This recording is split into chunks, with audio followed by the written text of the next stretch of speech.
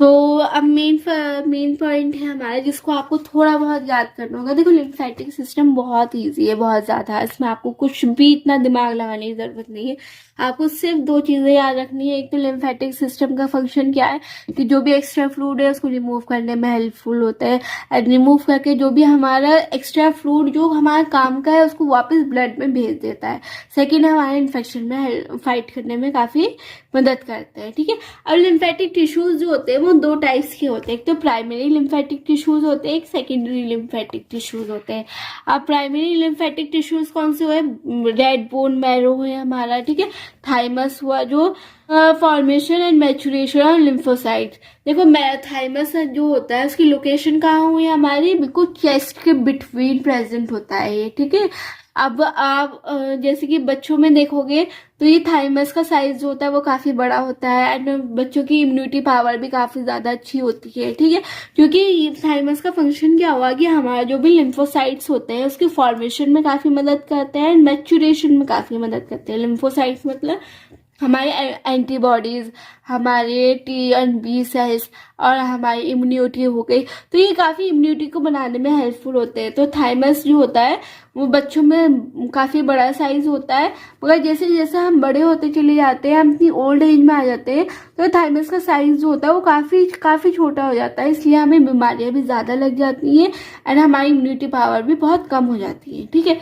And आपको red bone marrow का function तो पता ही होगा कि रेड बोन मैरो जो क्या काम करता है। पहला काम ये है कि हमारे आरबीसी के प्रोडक्शन में मदद करता है। सेकंड, हमारे बॉडी के जो जितना भी फ्लूइड होता है उसको ट्रांसपोर्ट करने में काफ़ी हेल्पफुल होता है। हमारे इन्फेक्शन से काफ़ी हमारे जो हमारी बॉडी में अगर कोई इन्फेक्शन आ गया तो उससे फाइट करने में भी काफ़ी मदद करते हैं, ठीक है। सेकेंड होता है हमारा सेकेंडरी लिम्फोसाइट। सेकेंडरी लिम्फोसाइट जो होता है उसमें हमारे लिम्फ नोड्स आए, हमारा स्प्लीन आया, हमारे टॉन्सिल्स आए, एक MALTS आया, ठीक है। अब आप देखो लिम्फ नोड्स हमने पढ़ लिया है जो हमारे लिम्फेटिक वेसल्स के बीच में प्रेजेंट होते हैं। लिम्स को फ्लो, जब हमारे लिम्स जो होता है, हमारा जो एक्स्ट्रा फ्लूइड होता है जब वो फ्लो होता है तो उनके बीच में ये प्रेजेंट होता है लिम्फ नोड, जिसकी वजह से ये एक तरह के जाल की तरह प्रेजेंट होते हैं, एंड अगर कोई इन्फेक्शन आ गया तो उसको जल्दी से पकड़ लेते हैं एंड उसको वहीं पे खत्म कर देते हैं।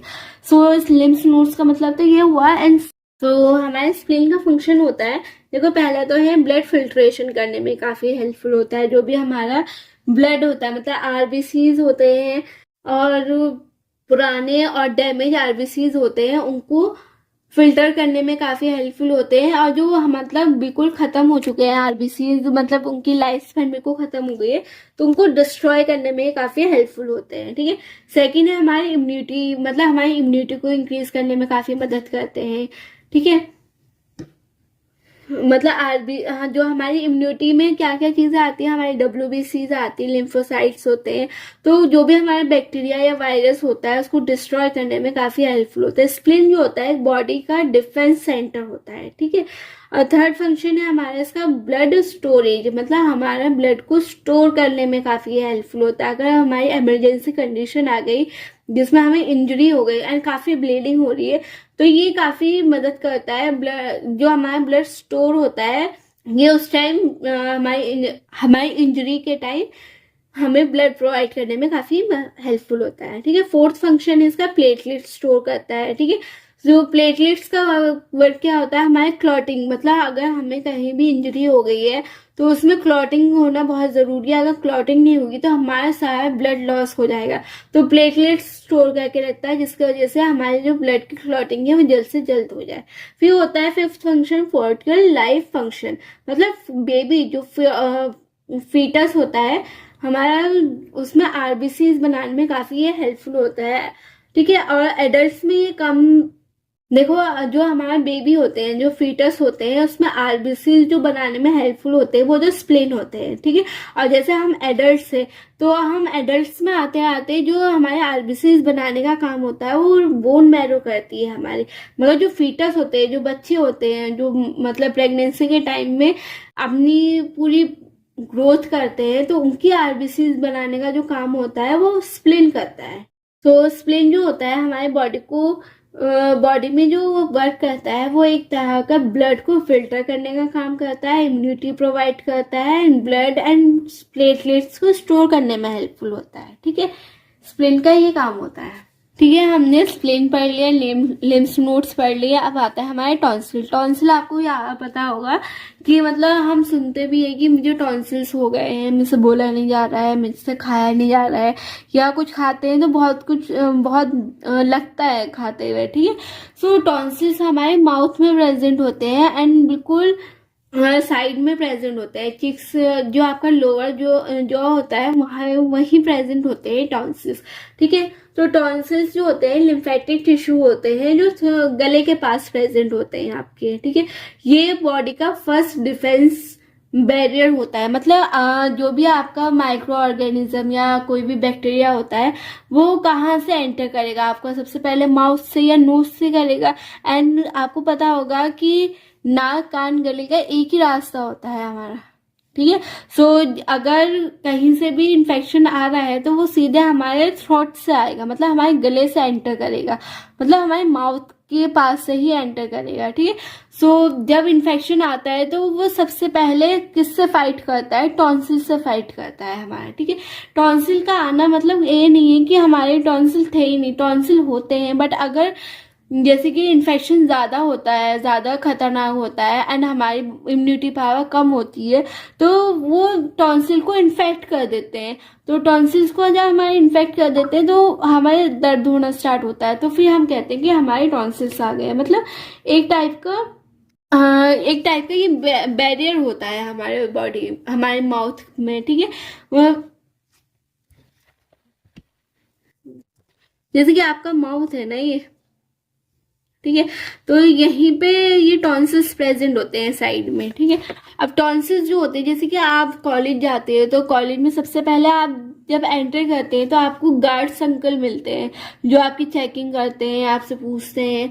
ठीक है, कि आप जो भी पूछते हैं, सो वो गार्ड अंकल जो होते हैं वो फर्स्ट डिफेंस बैरियर होते हैं जो आपको अंदर आने से रोकते हैं कि कोई गलत इंसान नहीं चले जाए या कोई ऐसे लोग नहीं चले जाए जो अंदर जाके नुकसान पहुंचा सके। ठीक है, सो इसी तरह से ये टॉन्सिल्स होते हैं जो हमारे माउथ में प्रेजेंट होते हैं। जो भी हमारा बैक्टीरिया होता है अगर वो हल्का फुल्का है तो उससे फाइट करके ये वहीं पर रोक देते हैं। ठीक है, अगर बैक्टीरिया ज़्यादा क्रेजी सा होगा या मतलब बैक्टीरिया ज़्यादा खतरनाक होगा तो इससे हमारे जो टॉन्सिल्स होते हैं, हमारी इम्यूनिटी पावर कम होगी टॉन्सिल्स की, सो वो फाइट नहीं कर पाएंगे एंड यही हमारे टॉन्सिल्स को इन्फेक्ट कर देंगे। तो यहीं से हमारा पेन होना स्टार्ट हो जाता है एंड हमें पता चल जाता है कि हमें कोल्ड होगा या मतलब हम बीमार होने वाले हैं क्योंकि हमारे टॉन्सिल्स आ चुके हैं। ठीक है, तो टॉन्सिल्स जो होते हैं हमारे क्या होते हैं, गेट कीपर होते हैं एक टाइप के। तो पहला फंक्शन क्या हुआ इसका कि मतलब हमें एक तरह से ये प्रोटेक्शन देता है इन्फेक्शन से। ठीक है, सेकेंड फंक्शन है हमारा इम्यूनिटी को डेवलप करने में हेल्पफुल होता है। इसमें भी WBC प्रेजेंट होते हैं, एंटीबॉडीज प्रेजेंट होते हैं जिसके वजह से ये जो बैक्टीरिया से फाइट करते हैं एंड हमें प्रोटेक्ट करते हैं। ठीक है, थर्ड फंक्शन होता है कि ये जर्म्स को ट्रैप करने में भी काफी हेल्पफुल होते हैं, मतलब एक तरह से फिल्टर करने में भी काम करता है। जो भी हमारे माउथ से या नोज से कोई भी जर्म्स आ रहा है तो उसको पकड़ के फिल्टर करके उसको फाइट कर देते हैं, उससे खत्म कर देते हैं वहीं पर।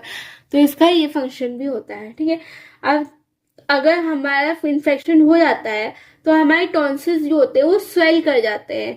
ठीक है, जब भी आप दिखाने गए होंगे, जब आपके गले में बहुत दर्द होता है तो आप डॉक्टर के पास जाते हैं तो सबसे पहले डॉक्टर देखते हैं, आपका माउथ को खुलवा के देखते हैं तो वो देखते हैं कि आपको स्वेलिंग ज्यादा आ रही होती है साइडों में, तो उनको पता चल जाता है कि आपको टॉन्सिल्स इन्फेक्ट कर चुके हैं। ठीक है, तो उस बीमार को हम टॉन्सिलाइटिस कहते हैं। ठीक है, तो हमारा जो ये हमने पढ़ा लिम्फ नोड्स क्या होते हैं, स्प्लेन्स क्या होते हैं, टॉन्सिल्स क्या होते हैं। अब हम पढ़ेंगे MALTS। आपने पढ़ा होगा कि आपने 12th में पढ़ा होगा MALTS एंड फाइट ये क्या काम करते हैं। देखो MALTS की फुल फॉर्म होती है मुकोसा एसोसिएटेड लिम्फोइड टिश्यूज। मैं लिख देती हूँ।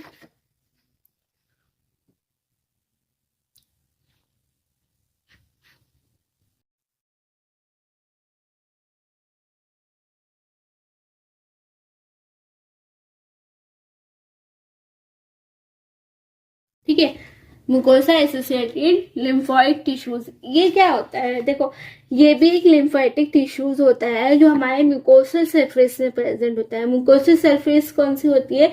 जैसे कि हमारे intestine, respiratory tract, urinary track, यहाँ ये सब प्रेजेंट होता है। इसका फंक्शन क्या होता है कि जो भी हमारे, देखो ये बिल्कुल सरफेस में प्रेजेंट होता है। ठीक है, तो सरफेस का प्रेजेंट होने का मतलब ये है कि जो भी हमारा इन्फेक्शन हुआ या हमारा कोई भी बैक्टीरिया हुआ, अगर वो एंटर कर रहा है तो उसको सरफेस पे ही खत्म कर देना। ठीक है, इसका ये काम होता है। तो ये जो होता है डिफेंस एट एंट्री पॉइंट पे ही इसका फंक्शन होता है। मतलब बॉडी को वो उन एरिया पे प्रोटेक्ट करता है जहां से जर्म्स की एंट्री हो सकती है। ठीक है, तो ये फर्स्ट लाइन डिफेंस होता है। ठीक है, तो मतलब वो सरफेस पे आते ही अगर जर्म्स ने टच करा तो वो वहीं पे ही खत्म हो जाते हैं। ठीक है, सेकंड है इसका इम्यूनिटी रिस्पॉन्स जनरेट करना। अगर जैसे कि कोई भी बैक्टीरिया आ गया है तो उस बैक्टीरिया गलती से अंदर को भी एंटर कर गया है तो वो रिस्पॉन्स जनरेट कर देता है। मतलब चारों तरफ सबको बता देता है कि कोई इन्फेक्शन आ गया है, हमें उसे खत्म करना है। तो उसके लिए हमारे लिम्फोसाइट्स आते हैं, जो हमारे बी एंड टी सेल्स होते हैं, वो एक्टिवेट हो जाते हैं उनको फाइट करने में। चलो चलो फाइट करते हैं, इसको खत्म करते हैं अपनी बॉडी से, वरना ये काफी नुकसान करेगा। तो ये सारे ये रिस्पॉन्स जो होते हैं वो रिस्पॉन्स जनरेट करने में ये काफी हेल्पफुल होते हैं। ठीक है, एक हमारा एंटीबॉडीज होता है IgA, उसको स्पेशली इसलिए बनाया गया है क्योंकि ये रिस्पॉन्स को जनरेट करने में काफी हेल्पफुल होता है। कौन सा एंटीबॉडी?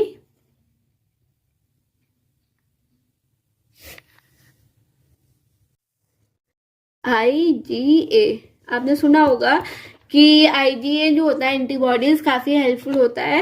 ये हमारे इन्फेक्शन से फाइट करने में ये काफी मदद करता है। ठीक है, तो थर्ड फंक्शन है उसका पैथोजेंस को आइडेंटिफाई करना और उसको डिस्ट्रॉय करना।